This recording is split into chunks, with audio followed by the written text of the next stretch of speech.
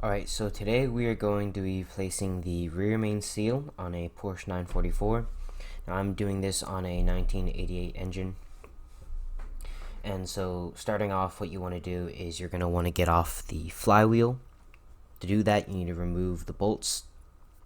I have the bolts loose here. Use a 12-point socket here. So I'm just going to undo them by hand, but normally they're torqued down much more, 66 foot-pounds, so you need to make sure that you have it all set. To do that, you want to lock the flywheel itself, and so you make this little contraption in which you put in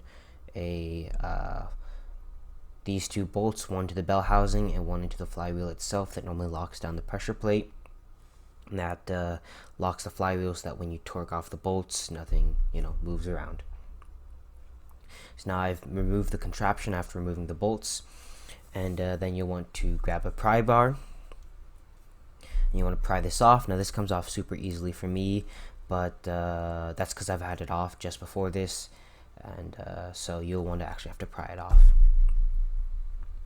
So after we do a quick clean of this whole area, we can see this rear main seal itself.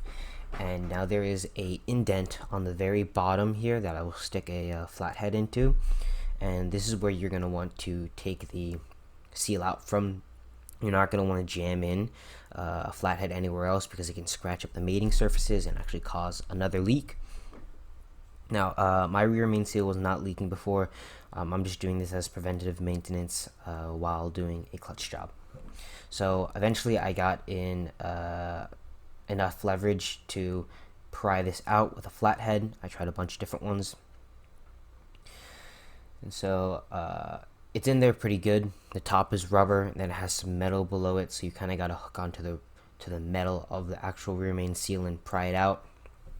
And you get a flathead in there, start to edge it out from the bottom, trying to be careful not to actually scrape any surfaces. Grab a pair of pliers and yank it out. And there's my old rear main seal.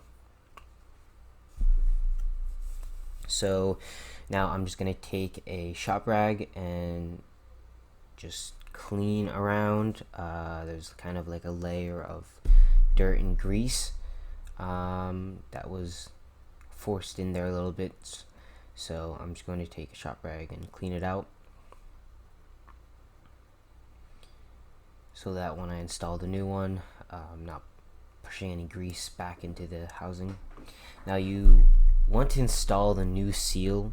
You want to install it dry, so you don't want to like oil it up or grease it up or anything. You just want to get it in there, so you just set it in there, and then I use my fingers to push in the top, and then I just started hammering in lightly. I got caught a little bit on the rubber here, so I took a flathead, moved it down, trying not to actually scrape the metal, and then I could kind of hammer it in real gently. I'm using a dead blow mallet instead of a normal hammer, because I don't want to damage any of the mating surfaces. So the whole concept is you want to get this rear main seal as flush as you can with the rest of the surface. So I do this by just hammering it in pretty good, and then I will later take a socket and put it against the rear main seal, and then hammer that down, so that here you can see I'm hammering it down until I hear it cling metal. So that means it's seated properly right in there. And I do this going all around a few times, and then I will stop and drag my finger across the surfaces to make sure everything is smooth and it's seated properly.